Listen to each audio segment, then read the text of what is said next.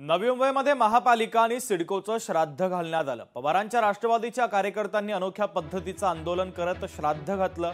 नवी मुंबईमधील वाशीमध्ये मागच्या अनेक वर्षांपासून महाराष्ट्र भवन प्रस्तावित सिडकोने पालिका प्रशासनाला भूखंड हस्तांतरित केला असूनही अनेक वर्षे या जागेवर अजून एक वीटही रचली गेली नाही। मागच्या काही दिवसांपूर्वी बेलापूरच्या आमदार मंदा म्हात्रे यांनी निधी उपलब्ध झाल्याचं सांगून थोड्याच दिवसांमध्ये कामाचं भूमिपूजन होऊन प्रत्यक्षात कामाला सुरुवात होईल असं सांगितलं। मात्र अद्यापही कामाला कोणतीही सुरुवात झाली नसल्यानं शरद पवार यांच्या राष्ट्रवादीचे कार्यकर्ते यांनी आक्रमकपणे आंदोलन केलं। नवी मुंबई महानगरपालिका आणि सिडकोचं श्राद्ध घालत हे अनोख्या पद्धतीचं आंदोलन करण्यात आलं। यावेळेस त्यांनी सिडको आणि नवी मुंबई महानगरपालिकेच्या विरोधात जोरदार घोषणाबाजी केली।